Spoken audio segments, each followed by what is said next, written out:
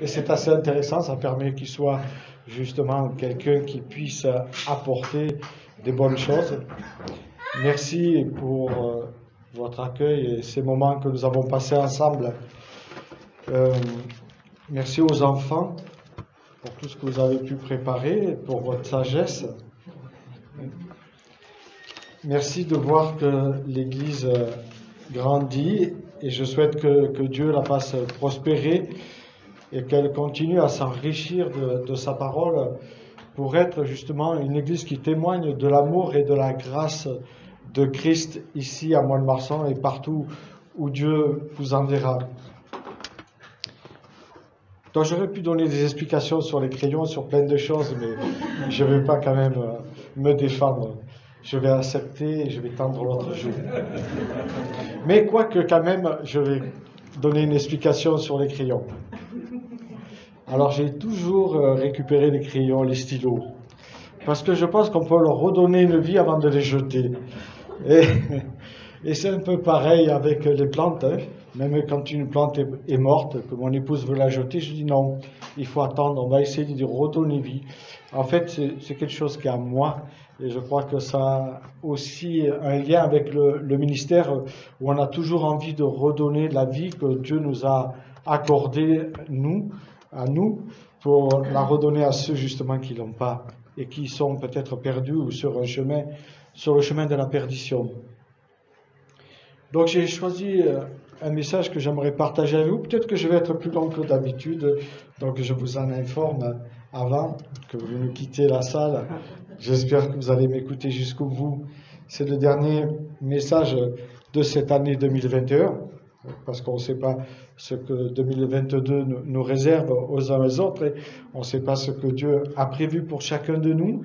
J'ai beaucoup apprécié aussi ce temps à la base, parce que j'ai dû aller au-devant des uns et des autres.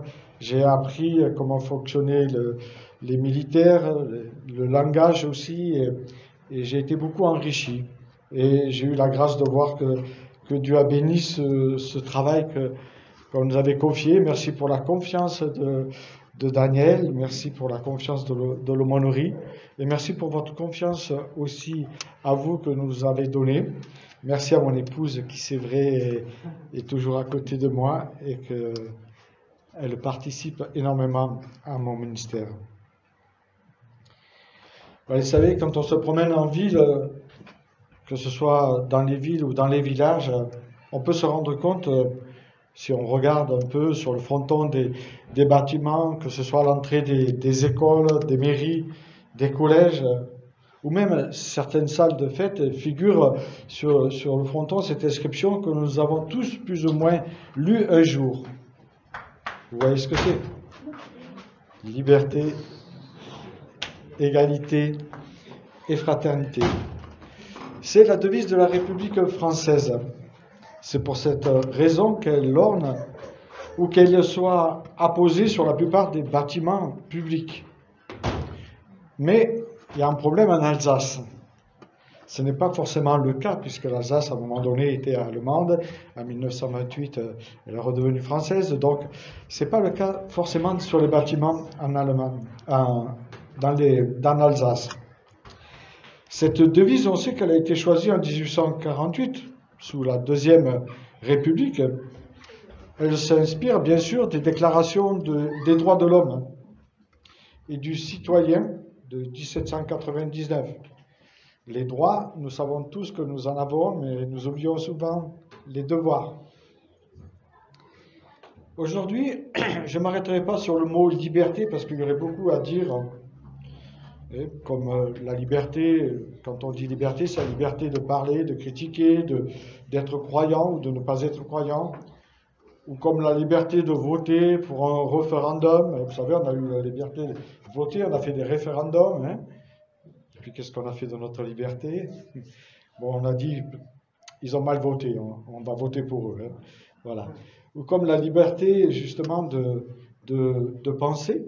Je crois que c'est intéressant. Dans notre pays, nous avons la liberté de penser, en tout cas jusqu'à présent, je ne sais pas de même. Mais je ne m'arrêterai pas non plus sur l'égalité.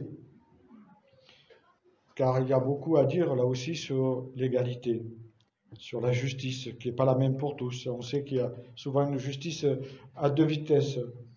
Ce matin, je m'arrêterai sur le troisième mot, qui est le moins en vogue et auquel on fait le moins allusion, c'est le mot fraternité. Et j'inviterai chacun de vous à prendre sa Bible si vous l'avez. Si vous ne l'avez pas, vous suivrez. C'est dans Romains 12, où vous m'écouterez, à partir du verset 9 jusqu'au verset 16.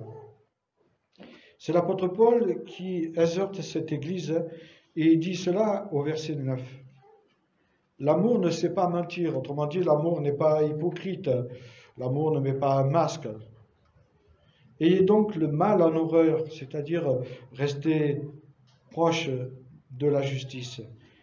Attachez-vous de toute force au bien, notamment ce qui concerne l'amour fraternel, ou on pourrait traduire la fraternité.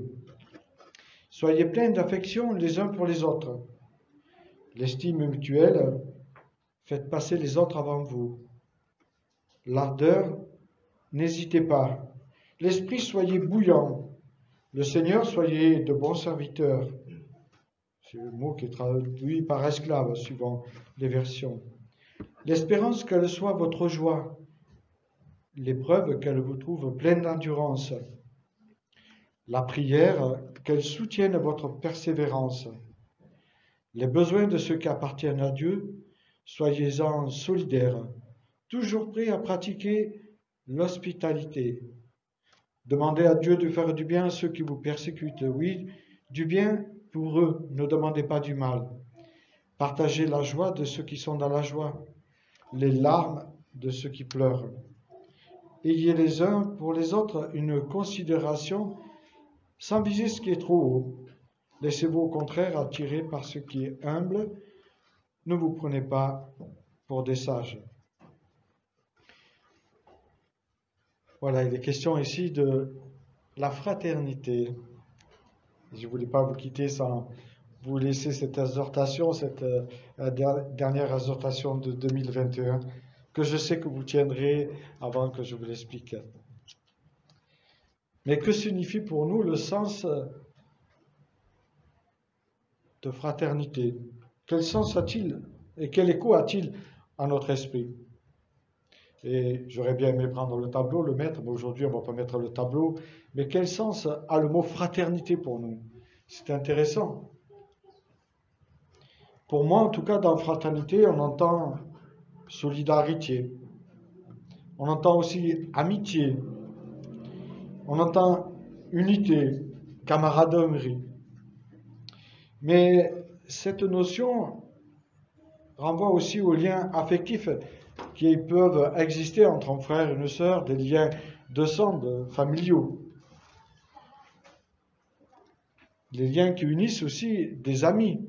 Et je parle d'amis, pas de copains. D'un point de vue strictement humain, la fraternité se retrouve comme une obligation dans l'article 1er de la Constitution universelle des droits de l'homme.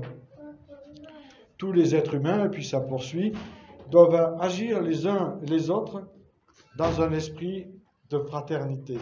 Et là, nous sommes devant la loi. La loi nous dit d'avoir un esprit de fraternité. Mais dans l'Écriture, dans la parole, la fraternité n'est pas un ordre imposé de l'extérieur, une loi qu'on impose. Elle vient de la paix, de l'amour venu de l'intérieur, de ce que nous avons reçu intérieurement. Elle vient bien sûr de cette rencontre personnelle que nous avons faite avec le Christ. Tout à l'heure, il y avait Jean 14, 6 qui était cité. Je suis le chemin, la vérité et la vie. Et dans ce mot vérité, c'est je suis celui qui vient à votre rencontre. Je suis celui qui vous rencontre. Celui qu'on rencontre et qui bouleverse, qui transforme les vies. C'est autre chose dans la Bible, parce que ça part de l'intérieur.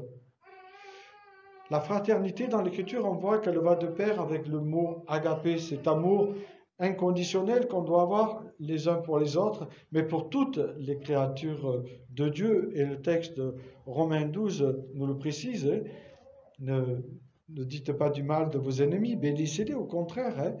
Ne demandez pas au Seigneur qu'il leur fasse du mal, mais qu'au contraire, ils aient la possibilité de connaître celui qui vous a donné la vie. Les deux mots charité vont de pair avec amour parce qu'ils sont indissociables.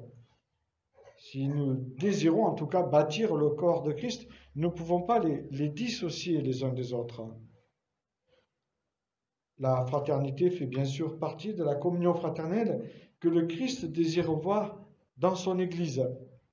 Et c'est ceux qui l'aimeraient que vous continuez de vivre dans cette Église de Mont-de-Marsan. La fraternité fait partie de cette communion fraternelle que le Christ désire que nous gardions dans notre cœur. C'est apprendre à vivre ensemble, malgré les différences, malgré les divergences, malgré notre manière de voir et de penser. C'est aussi apprendre à s'accueillir dans le respect des points de vue. Vous savez, en ce moment, il y a deux points de vue sur le pass, obligatoire, pas obligatoire. Mais il faut respecter les uns comme les autres. Hein. Il ne faut pas qu'il y ait un ascendant l'un sur l'autre. La fraternité, elle est au cœur du message de Jésus. Et quand on lit Matthieu 5 jusqu'à 7, on voit très bien la fraternité ressortie. Ce sermon sur la montagne, qui est toujours étonnant pour l'homme d'aujourd'hui qui le lit. Il nous donne tous les principes fondamentaux de cette fraternité, qui n'est plus une loi, mais qui est une rencontre.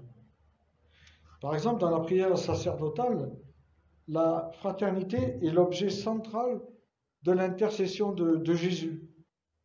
Qu'il soit un, comme nous sommes un. C'est ce que Christ nous invite à être. Bien sûr, l'unité aux yeux du Seigneur ne signifie pas uniformité, et heureusement. Mais cela indique que nous sommes tous et frères en Jésus, et que nous avons tous le même Père, puisque nous pouvons crier « Abba, Père ». Cependant, la fraternité ne va pas de soi, car discerner le visage de l'autre est un chemin long et difficile qui nous oblige à renouveler notre regard chaque jour et apprendre à voir le frère ou la sœur au travers de la croix. Ça change tout. Le texte où on voit l'Église prospérer, c'est dans Actes 2, 42, après l'effusion de l'Esprit. Il nous est dit, persévérer dans l'enseignement des apôtres, dans la communion fraternelle, dans la fraction du pain et dans les prières. Et ça, c'est intéressant de voir que l'Église prospère à partir de la fraternité que vivaient les uns et les autres dans la communauté. On n'a pas besoin d'être un bon orateur, on a besoin d'être quelqu'un qui interprète par sa vie l'Évangile. C'est ce que Dieu attend de nous. Et là, on peut se poser la question, est-ce que mon regard, est-ce que mes paroles, est-ce que mes actes construisent la fraternité autour de moi? Qu'est-ce qui met en danger notre fraternité? Qu'est-ce qui peut la mettre? Ça peut être les conflits de pouvoir. On retrouve cela même dans l'Église. Ça peut être la jalousie aussi, des dons des uns comme des autres. Hein. Tout ce qui vient, nous dit le verset 16, d'un manque d'humilité. Il y a aussi notre liberté individuelle qui peut brider, voire détruire la fraternité. Plus la société insiste sur les droits individuels, plus il est laborieux d'aboutir à la conscience d'un collectif. La technologie, elle devient de plus en plus un outil d'atomisation, d'éloignement des individus, et de moins en moins un outil de rassemblement, un outil fraternel. Aujourd'hui, chacun a son écran, chacun ses applications, son jeu, ses réseaux sociaux préférés où on a des amis virtuels. C'est bien au moins. On n'a pas à les supporter. Pourtant, Dieu nous dit de nous supporter quand il est question de la fraternité. Que ce soit dans les transports en commun ou autour de la table même d'un repas, c'est très étonnant de voir les jeunes ou les enfants qui sont dans le restaurant. Moi, j'aime bien regarder, hein. Je suis quelqu'un de très attentif. Et souvent, on voit des familles et puis les enfants sont là et ils ont leur téléphone. Ils sont ensemble au restaurant, sans être ensemble en fait, hein. Chacun pour soi, hein. L'individualisme se crée comme ça. Ils sont isolés dans leur propre bulle. Mais qu'est-ce qui nous permet de construire une réelle fraternité, celle que le Christ attend de nous? C'est tout simplement d'avoir une foi authentique.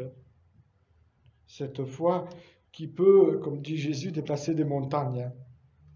Une foi véritable est une relation, une amitié, une vie vécue avec Jésus, une vie personnelle que nous pouvons avoir avec Jésus, devant lui et pour lui, qui nous a rendus tous frères. Et nous sommes tous frères et sœurs, que nous le voulions ou que nous ne le voulions pas. À partir du moment où nous appartenons au corps du Christ, nous sommes devenus tous frères. Et nous devons apprendre à nous supporter, à nous aimer, à savoir aussi passer sur les divergences que nous pouvons avoir et qui peuvent nous diviser. Parce que l'adversaire est là et sait comment nous diviser sur notre point faible. Et chaque fois que nous divisons, c'est parce que nous avons un manque d'humilité. En général, et je le souhaite, l'Église est un lieu de fraternité. Mais si nous voulons réellement vivre la fraternité, il est indispensable d'avoir cette relation fraternelle saine avec le Seigneur. Vous savez, tout ce qui est relation avec le Seigneur, c'est-à-dire tout ce qui est vertical, cette relation que nous pouvons avoir avec lui, va se découler horizontalement sur les frères et les sœurs. Mais si nous avons une mauvaise relation verticale avec le Christ, alors horizontalement, on sait que les choses ne se passeront pas si bien que ça. Construire une fraternité chrétienne sans une fraternité personnelle avec le Christ, je dirais, c'est complètement utopique. Il est tout à fait logique et naturel que des personnes qui ont fait une rencontre personnelle, et en tout cas si elles disent qu'elles ont fait une rencontre personnelle avec le Christ, qu'elles cherchent à s'aimer. Et c'est un ordre du Seigneur de nous aimer les uns les autres, qu'elles cherchent à s'aimer, mais aussi à grandir ensemble, apprendre à s'attendre aussi, parce que nous ne marchons pas au bain-de-marine. Je le dis, la fraternité au sein de l'Église se construit sur la communion personnelle de chacun de ses membres. On est tous responsables de construire une fraternité. Ils ne pourront pas dire au Seigneur, ah oui, mais tu as vu un tel ou un tel. Non, nous sommes tous responsables de construire une fraternité ensemble. L'Église est un lieu où on peut partager nos joies, mais elle est aussi ce lieu où nous pouvons partager nos peines, nos difficultés. Un lieu qui nous apprend à nous aider les uns les autres, que ce soit pour garder les enfants ou pour un service. Un lieu où on aime se retrouver pour pique-niquer ensemble. Et je vous invite à continuer à pique-niquer ensemble, à faire des sorties ensemble, à se rendre service en dehors du dimanche. Tout ce genre d'activités et de rencontres sont des ciments qui construisent la fraternité de la communauté. Mais c'est cette fraternité à laquelle le Seigneur nous appelle à exercer l'hospitalité. Et c'est un ordre qu'il nous donne là aussi, c'est un impératif. Persévérer dans l'amour fraternel. Là aussi, nous avons encore un impératif. Mais n'oubliez pas l'hospitalité. C'est-à-dire, n'oubliez pas d'accueillir, de vous accueillir les uns les autres. C'est important de s'accueillir. Invitez-vous les uns les autres pour mieux vous connaître, pour mieux connaître l'histoire de chacun. Parce que derrière chaque personne, il y a une histoire personnelle qui est différente et qui est enrichissante si on sait écouter. La bonne nouvelle de l'Évangile que nous voudrons manifester n'a pas de sens s'il n'y a pas de fraternité. La fraternité, c'est l'amour de Dieu. Hein. L'apôtre indique la voie de la fraternité comme étant probablement la plus importante dans l'existence chrétienne. L'existence avec les autres, avec mon prochain. Et quand on dit prochain, c'est celui vers lequel Dieu nous a placés. Il s'appuie volontiers sur l'Écriture pour argumenter cela, l'apôtre Paul. Et on peut citer plein de passages dans l'Écriture, mais on peut citer par exemple Jean, qui nous dit, si quelqu'un dit j'aime Dieu, c'est bien, hein? Et je crois que vous dites tout cela, vous aimez le Seigneur. Ben, c'est pas très... Est-ce que vous aimez le Seigneur? Bon, alors, comment pouvez-vous dire que vous détestez votre frère? Celui qui dit cela, c'est un menteur, dit Jean. Celui qui n'aime pas son frère qu'il voit, ne saurait aimer Dieu qu'il ne voit pas. Donc on est appelé à s'aimer. Et quand on a du mal à s'aimer, ça signifie que notre relation avec Dieu, il y a un souci. Voilà le commandement que nous avons reçu de lui. Que celui qui aime Dieu aime aussi son frère. Jésus donne le commandement de l'amour du prochain comme un signe de cette fraternité pratiquée. Pratiquée sans frontières. Oui. Pratiquée aussi sans différence de couleur, de nationalité, de rangs sociaux. Car le Christ est mort pour la multitude. Il a versé son sang pour cette multitude, pas simplement pour les Juifs, pour les païens, mais aussi pour les Grecs, pour chacun de nous aussi. Et puis il a parlé d'aller à Jérusalem, d'aller à Judée, d'aller à Samarie. Et puis ça c'est encore, ce cercle a été encore plus, on va dire, espacé, puisqu'il a parlé du reste du monde. La fraternité rend solidaire. Et on doit être solidaire dans le corps de Christ. Il y a très peu de différence entre solidaire et solitaire. Juste un petit mot fait la différence. Une petite lettre fait la différence. Pourtant, être solidaire, c'est une puissance, nous dit Acte 2, 47. Une puissance qui amène un réveil pour nous, mais aussi dans l'Église. Un réveil dans la ville dans laquelle nous sommes. La fraternité interne à l'Église locale doit être au service d'une fraternité beaucoup plus large. Ça peut être au sein de mes voisins, au sein de mon quartier, au sein de ma ville, au sein de ma région. Et puis on peut aller loin comme ça. Le mot fraternité, dans la Bible, évoque une dynamique de vie, une dynamique de relation, d'accueil que nous devons avoir. C'est un lieu où on apprend à connaître et à reconnaître l'autre comme un frère, comme une sœur.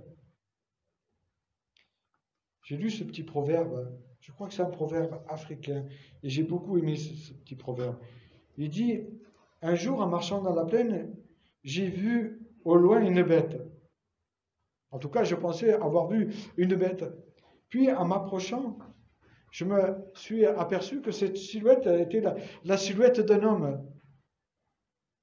Et puis je me suis approché encore plus de lui. Et je me suis rendu compte que c'était mon frère. Ce proverbe illustre fort bien la route à parcourir pour rencontrer l'autre et le reconnaître comme mon frère. Vivre la fraternité comme le Seigneur l'entend, certains diront c'est un rêve. Mais tout rêve peut devenir réalité si nous le demandons au Seigneur. Si nous savons cheminer avec lui, ce rêve peut devenir une réalité. Regardez bien, dans Acte 2, 47, il est dit « Tout le peuple leur était favorable ». Il est question des gens de l'extérieur qui leur étaient favorables, qui étaient touchés par la fraternité que vivait cette Église.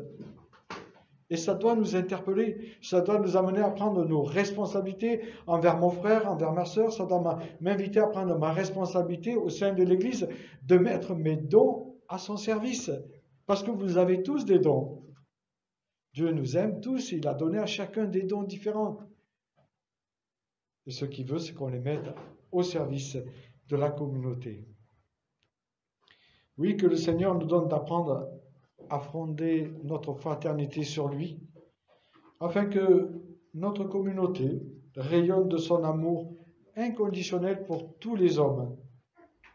Ouvrons-nous aux autres, échangeons, encourageons-nous, accueillons-nous, invitons-nous pour un repas, pour un café. Comme ça, nous apprenons à mieux nous connaître.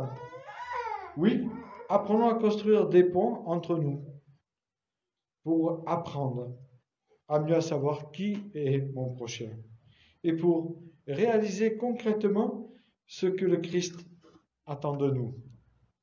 N'oubliez pas, c'est une valeur fondamentale du christianisme de nous inviter à vivre cette fraternité en frères et de dépasser les frontières culturelles, sociales et autres. Je vous invite à prier. Seigneur, merci. Merci parce que tu es le premier qui a montré cette fraternité envers l'humanité, malgré qu'elle t'avait rejeté.